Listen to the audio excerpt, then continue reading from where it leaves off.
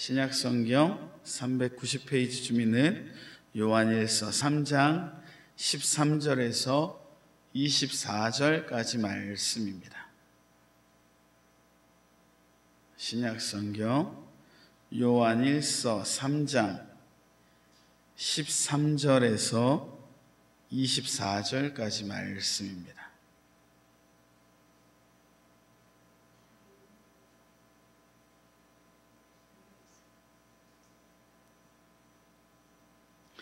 요한일서 3장 13에서 24절까지 말씀, 앞에 화면 참조하시면 되겠고 우리 다 찾으신 줄 알고 믿음으로 합독하도록 하겠습니다. 형제들아, 세상이 너희를 미워하거든 이상히 여기지 말라. 우리가 형제를 사랑함으로 사망에서 옮겨 생명으로 들어간 줄을 알거니와 사랑치 아니하는 자는 사망에 거하느니라. 그 형제를 미워하는 자마다 살인하는 자니 살인하는 자마다 영생이 그 속에 거하지 아니하는 것을 너희가 아는 바라.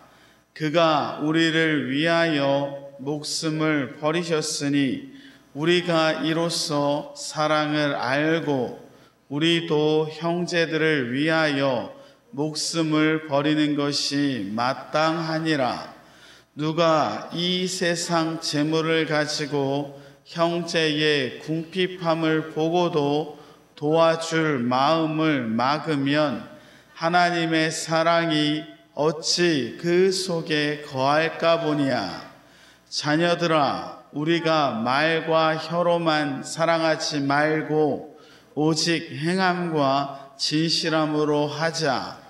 이로써 우리가 진리에 속한 줄을 알고 또 우리 마음을 주 앞에서 굳세게 하리로다.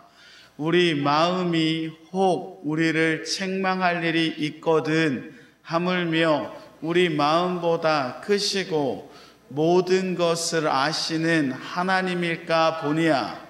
사랑하는 자들아, 만일 우리 마음이 우리를 책망할 것이 없으면 하나님 앞에서 담대함을 얻고 무엇이든지 구하는 바를 그에게 받나니 이는 우리가 그의 계명들을 지키고 그 앞에서 기뻐하시는 것을 행함이라. 그의 계명은 이것이니 곧 그 아들 예수 그리스도의 이름을 믿고 그가 우리에게 주신 계명대로 서로 사랑할 것이니라. 그의 계명들을 지키는 자는 주 안에 거하고 주는 저 안에 거하시나니 우리에게 주신 성령으로 말미암아 그가 우리 안에 거하시는 줄을 우리가 아느니라. 아멘. 할렐루야. 주의 이름으로 환영하고 축복합니다. 우리가 요한일서를 계속해서 보고 있습니다. 우리가 신앙생활을 하고 주님을 믿노라 하면서 우리가 우리의 삶을 변화해서 믿음으로 살아가려고 참 노력을 많이 합니다. 그래서 선한 일들도 해보고 예수 닮은 모습으로 살아가려고 하는데 가장 문제가 되는 것이 뭐냐면 내가 우리 사랑하는 주변 사람들에게 예수의 사랑으로 섬겼는데 결과가 좋지 못하다던가 혹은 그것에 돌아오는 사랑의 섬김이 조롱이나 그런 것으로 돌아올 때에 우리가 그것에 상처를 받고 아픔을 받는다는 것이죠. 그럴 때 우리 사랑하는 성도님들은 어떤 마음으로 그것을 대하고 어떤 반응을 보이시는지 모르겠습니다. 제가 옛날 때 보건대 다닐 때 숙제가 뭐였냐면 의료기 박람회를 킴텍스에서 매년 합니다. 가서 이제 카달록 같은 걸 이렇게 받아서 스크랩해서 내는 게 숙제였어요. 근데 이제 제가 넉넉히 받아왔단 말이죠. 근데 같은 반 형이 저보다 2살, 3살 많은 광모 형이라고 있습니다. 그 형이 이걸 볼 리도 없고 뭐 알지도 못할 테니까. 그 형이 있는데 그 형 보고 물었어요. 형 숙제하셨어요? 그랬더니 안 했대요. 형 제 거 좀 드릴까요? 아 고맙지 그러더라고요. 그래서 제가 이걸 추려갖고 반절 좀 줬습니다. 그랬더니 하는 얘기가 야 나 이거 생겼다. 야 나 숙제 생겼어. 그래서 막 자랑하고 가더라고요. 내가 노력해서 준 건데 나한테 고맙다는 얘기 하나도 없고 자기 것만 해결됐다고 자랑하면서 가더라고요. 그러면서 좀 상처가 되고 다시는 그 형을 도와주지 말아야지 뭐 이런 생각이 들었던 기억이 있습니다. 근데 우리 사랑하는 성도님들은 어떠십니까? 우리가 예수 사랑으로 어떤 일을 행할 때 그게 뭔가 이용당하는 것 같고 그것에 대한 대가도 없는데 대가를 바라고 하는 건 아니지만 결국에는 그 일이 되게 좀 우습게 여겨질 때 우리가 어떤 반응으로 그것들을 이겨내야 되냐는 거죠. 오늘 성경에서 그 이야기를 하고 있습니다. 형제들아, 세상이 너희를 미워하고도 이상히 여기지 말라라는 거예요. 그러니까 예수님이 요한복음 15장에도 말씀하셨습니다. 너희가 세상에 나가면 너희는 내 제자인 거로 나를 미워한 세상이 너희도 어떻게 한다? 반드시 미워한다. 근데 그 다음에 뭐라고 써있냐면 우리가 형제를 사랑함으로 사망에서 옮겨 생명으로 들어간 줄을 알거니와 사랑치 아니하는 자는 사망에 거한다. 이게 상충된다라는 거죠. 우리가 세상을 나가면 세상은 우리를 핍박해요. 근데 예수님은 뭐라고 말씀하세요? 너희들은 형제를 사랑해라. 근데 이 사랑이 그냥 딱 교회에 있는 사람만을 사랑하는 것이 아니라 그 사랑으로 믿지 않은 사람들에게까지 베풀어야 예수의 사랑이 나타나지 않겠습니까? 그것이 상충한다라는 거예요. 그때 우리가 어떤 반응을 보이며 살아가야 될까요? 그게 참 억울해요. 그게 참 기분이 씁쓸해요. 나는 예수 사랑 노력했어요. 사랑을 베풀었어요. 근데 돌아오는 건 그것에 대해 뭔가 칭찬과 격려와 감사가 아니라 오히려 미움과 질시와 조롱이 온다면 참 우리에게 많은 아픔과 상처가 올 거라는 거죠. 그럼에도 불구하고 주님은 뭐라고 말씀하십니까? 너희가 구원받은 사람으로서 예수 안에 거한다면 반드시 어떻게 해라? 사랑을 나타내라 말하고 계신 거예요. 사랑을 베풀지 않는 사람은 어떻다? 아직도 여전히 사망에 거한다. 그래서 15절에 그렇게 말하고 있습니다. 마태복음 5장의 산상수훈에도 말하고 있지만 그 형제를 미워하는 자마다 살인하는 자다. 그러면서 그 대표적인 예를 그 위에서 누구를 들었어요? 가인을 들었어요. 가인은 어떻게 했습니까? 그 형제를 죽였어요. 그러면 죽였기 때문에 악한 사람입니까? 아니요. 오늘 위에 성경에서 뭐라고 써있냐면 가인같이 하지 말라. 저는 악한 자에게 속해서 그 아우를 죽였다 그랬어요.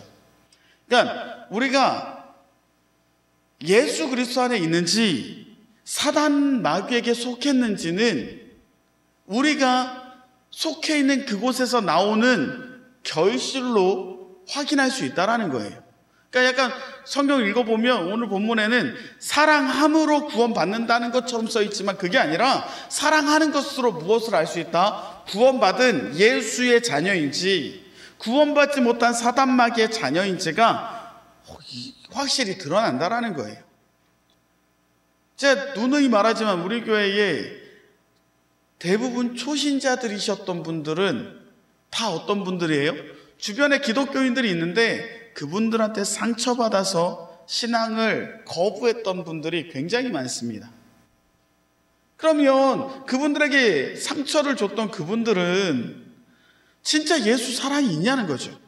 우리가 그분들의 믿음을 판단하거나 확언할 수는 없지만 그렇기 때문에 우리는 더 어떻게 해야 됩니까? 더 조심해야 된다는 거죠.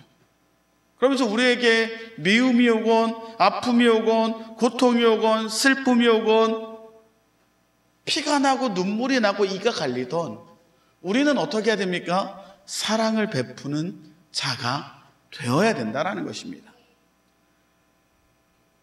그래서 오늘 아까 잠깐 이제 설교 준비하면서 주석책 보는데 그런 얘기가 써 있더라고요.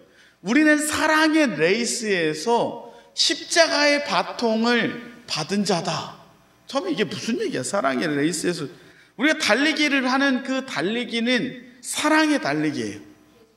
개주죠. 그 제일 앞에 누가 계셨어요? 예수님이 그 사랑의 바통을 들고 십자가를 그 다음 사람에게 준 거예요. 제자들이 받아서, 그리고 초대교회 백성들에게 주고, 그것이 선교사들을 통해서 지금 어디까지 온 거예요? 우리까지 왔어요. 그래서 그 십자가의 바통을 우리가 다음 사람에게 넘겨주기 위해서 우리는 어떻게 해야 됩니까? 그 사랑의 레이스를 열심히 달려야 된다는 것이죠. 근데 사랑의 레이스를 달릴 때 우리가 달리기 하고 그런 것들이 굉장히 과학적이고 체계적이지 않습니까? 그게 왜 그러냐면 과학적으로 그 레이스나 그 기술들이 축적돼서 그래요. 그렇죠? 그럼 우리도 사랑의 레이스를 달릴 때 기본적으로 축적된 그 모습들을 갖추어서 살아가야 된다는 거죠. 예수님처럼, 사도들처럼, 초대교회 사람들처럼. 우리가 우리 주변 사람들에게 사랑을 베풀었는데 돌아오는 게 핍박과 미움과 괴로움이에요. 아, 이상해 라고 할 필요가 없는 게 왜 그렇습니까? 예수님도 그러셨어요. 더 나아가서 누구도 그랬습니까? 하나님부터 그러셨어요. 하나님이 이스라엘 백성들 우리 출애굽 보잖아요. 구원해 내셨어요. 구원해 냈더니 기껏 하는 얘기가 뭐예요? 왜 우리를 구원해 갖고 이 사망에서 굶어 죽게 하느냐라고 원망을 듣고 있다라는 거죠. 구원을 정면으로 도전하는 그들을 건지시는 하나님의 마음, 죄인들을 위해서 십자가에서 모든 물과 피를 쏟으시면서 고통받아 갖고 죽어가는데 그 밑에 있던 사람들은 다 어땠습니까? 아유, 저거 하나님의 아들이라며, 네가 하나님의 아들이면 좀 내려와봐. 그거 조롱했단 말이죠. 그때 예수님이 자신의 그 감정을 주체 못해갖고 그 십자가에서 내려와서 거기 있는 사람들을 다 죽였으면 이 땅의 구원은 절대로 임할 수가 없었어요. 그래서 예수님이 온갖 핍박과 가진 고난과 조롱과 멸시, 하나님의 아들임에도 옷이 다 발가벗겨져서 십자가라는 더럽고 추한 그 사형틀에서 죽어갈 때에 어떻게 하신 거예요? 그 사랑을 자신을 괴롭히고 핍박했던 자들에게 보여주셨다라는 겁니다. 초대교회 성도님들은 어땠습니까? 예수 믿는다라는 거 하나 때문에 사자밥도 되고요, 검투사들에게 찔려 죽기도 하고요, 가죽이 벗겨 죽기도 하고요, 별의별 수모를 다 당했어요. 그럼에도 불구하고 어땠습니까? 끝까지 사랑을 버리지 않고 세상에 베풀었더니 그들이 주님께로 돌아오는 기적이 임했다라는 거죠. 우리 사랑하는 성도님들, 예수 사랑을 베풀어 줘요. 그거에 돌아오는 보답이 정말 감사하고 기쁨이고 칭찬이면 좋겠는데 그러지 않을 때가 너무 많지만, 그럼에도 불구하고 주님이 우리에게 무엇을 말씀하고 계십니까? 너희들은 그래도, 정말 그래도, 너희들 고생하는 거 다 아는데 그래도 그 사랑을 베풀라 말씀하고 계십니다. 그래서 뭐라고 말씀하시냐면 16절에 그가 우리를 위하여 목숨을 버리셨으니 이제 우리도 이로써 사랑을 알고 우리도 형제를 위해서 목숨을 버리라. 이건 진짜 죽어라가 아니라 죽을 만한 마음을 갖고 형제자매들을 섬겨라. 너네 형제자매들을 섬기는 게 어떤 수준이다? 죽을 만큼 힘들다. 여기 계신 분들, 그걸 겪으신 분도 계시고 겪으실 분도 계세요. 내가 왜 괜히 이거 한다고 해갖고 고생하고 있는지 모르겠어 라고 생각됐던 분들도 계실 수도 있어요. 주님을 위해서 했어. 나는 주님이 하라 해서 했어요. 감동 주셔서 했어. 돌아오는 건 멸시와 고민뿐인데, 근데 우리 사랑하는 성도님들, 그럼에도 불구하고 우리 사랑하는 형제 자매들에게 그 사랑을 베푸는 것이 나에게 또 주님에게는 어떻습니까? 더 덕이 되고 기쁨이 된다라는 것이죠. 왜 그러냐면 20절에 이렇게 써 있어요. 우리 마음이 혹 우리를 책망할 일이 있거든 하물며 우리 마음보다 크시고 모든 것을 아시는 하나님일까 보냐. 사랑하는 자들아, 만일 우리 마음이 우리를 책망할 것이 없으면 하나님 앞에서 담대하다. 이게 무슨 얘기냐면 내 주변 형제자매들한테 도와줘야 되는지 말아야 되는지 고민이 될 때가 많은 게 아니라 늘 고민이 되죠. 어떤 도움을 주려고 할 때. 그때 고민하고 있다가 그냥 내가 힘들고 귀찮고 하기 싫고 내 물질이 손해보는 것 같아서 안 하면 내 마음이 어떻죠? 그렇죠. 그게 껄끄럽고 이게 캥겨요. 그 캥기는 마음이 하고 나서 돌아오는 반응이 안 좋을 때보다 어때요? 더 안 좋고 괴롭고 아프다라는 것이죠. 그래서 오늘 성경이 얘기하고 있습니다. 너희 마음이 너희들을 책망할 것이 있으면 너희 하나님이 너희 마음 스스로 양심에 찔리는 것보다 더 크신 하나님이 너희들의 마음을 판단하실 텐데, 그러니까 너희들은 어떻게 해라? 하나님 앞에서 마음이 캥기지 않게 그냥 할 도리 최선을 다해서 해라 라는 겁니다. 왜냐하면 우리가 그 사랑을 베풀었을 때 그 사랑을 받는 당사자들이 우리에게 그 사랑을 돌려줄 것이다라는 걸 기대를 하지 마시고 그냥 사랑을 베풀어 주시면 어떻게 되는 거예요? 내 안에 계신 예수님이 내 안에 어떻게 계세요? 성령으로 와 계시다고 오늘 말씀이 써 있어요. 23절 24절에 그분이 어떻게 하시는 거예요? 내가 사랑을 베푼지 안 베푼지를 알고 계세요.